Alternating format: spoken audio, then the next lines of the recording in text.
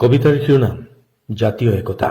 মূল নিখিল সেখান, অনুবাদ মণিকুন্তলা ভট্টাচাৰ্য, আবৃত্তি অমৰজ্যোতি দত্ত, সামগ্ৰিক পৰিকল্পনা আৰু সম্পাদনা প্ৰশান্ত বৰগোহাঁইৰ। মোৰ এক বন্ধুৱে প্ৰায়ে কৈছিল, জাতীয় একতাৰ কথা কবলৈহে ভাল। কবলৈ হলে তুমি কেতিয়াবা মুছলমানৰ চুবুৰীলৈ অকলে গৈ পাইছানে? গৈ চোৱা, ভয় লাগি যাব। মুছলমানলৈ তাৰ বৰ ভয় আছিল। যদিও শ্বাহৰুখ খান তাৰ প্ৰিয়, শ্বাহৰুখৰ গালৰ তোল আৰু দেৱালীত মুক্তি পোৱা চিনেমাবোৰো। দিলীপ কুমাৰে যে ইউচুফ সি নাজানিছিল, তেওঁৰ চিনেমাবোৰো বৰ হেঁপাহেৰে চাইছিল। সি তেওঁলোকলৈ ভয় নকৰিছিল, ভয় কৰিছিল কেৱল মুছলমানলৈ।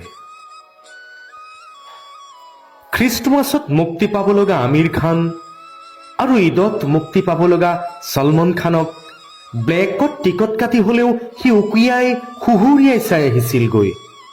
সি তেওঁলোকক ভয় নকৰিছিল, ভয় কেৱল মুছলমানলৈ। সি মোৰ লগতে অভিযন্তা হৈছিল। বিজ্ঞানত তাৰ ইমানেই নিচা যে কৈছিল সদায় আব্দুল কালামৰ দৰে ময়ো হ'ব বিচাৰো আৰু দেশৰ মান বঢ়াব খোজো। সি তেওঁলৈ ভয় নকৰিছিল, ভয় কেৱল মুছলমানলৈ।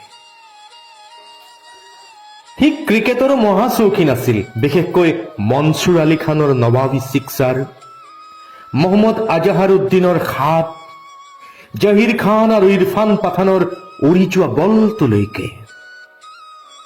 এইসকল মহাযাদুকৰ, সি কয়। এওঁলোকে খেলি যায় যদি আমি কেতিয়াও পাকিস্তানৰ হাতত পৰাজিত নহম। সি তেওঁলোকক কেতিয়াও ভয় কৰা নাছিল, ভয় কৰিছিল কেৱল মুছলমানলৈ।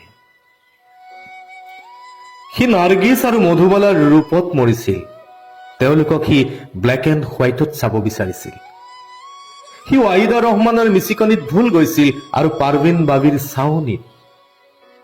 সি তেওঁলোকক ভয় নকৰিছিল, ভয় কৰিছিল কেৱল মুছলমানলৈ। মন দুখী হলেই সি মহম্মদ ৰফিৰ গান শুনিছিল, কৈছিল ৰফি চাহাবৰ কণ্ঠত ঈশ্বৰ আছে ভাই। কাণত হাত লগাই সি ৰফিৰ নাম লৈছিল আৰু নামৰ লগত চাহাব সদায় লগাইছিল। তাতে যদি তেওঁ চাহিৰে লিখা গীত গাই দিয়ে, আনন্দতে সি কান্দি দিবৰ মন যোৱাৰ কথা কৈছিল। সি তেওঁলোকক ভয় নকৰিছিল, ভয় কৰিছিল কেৱল মুছলমানলৈ। প্ৰত্যেক ২৬ জানুৱাৰীত সি আল্লামা ইকবালৰ চাৰে জাহাছে আচ্ছা গাইছিল, কৈছিল গীতৰ লগত যদি থাকিলহেঁতেন বিছমিল্লা খানৰ চেহনাই আৰু জাকিৰ হুছেইনৰ তবলা, বাহ কি মজা হলহেঁতেন। সি তেওঁলোকক ভয় নকৰিছিল, ভয় কৰিছিল কেৱল মুছলমানলৈ। তাৰ যেতিয়া প্ৰেম হৈছিল, গালিবৰ গজলৰ কথা ফৈজৰ ছন্দ পংক্তি পঠাই তেওঁলোকৰ পৰা ধাৰি লোৱা উৰ্দু শায়েৰীত মজি গৈছিল তাৰ মেহবুবা, যি আজিকালি তাৰ পত্নী। সি সেইসকল কবিলৈ ভয় কৰা নাছিল, ভয় কৰিছিল কেৱল মুছলমানলৈ।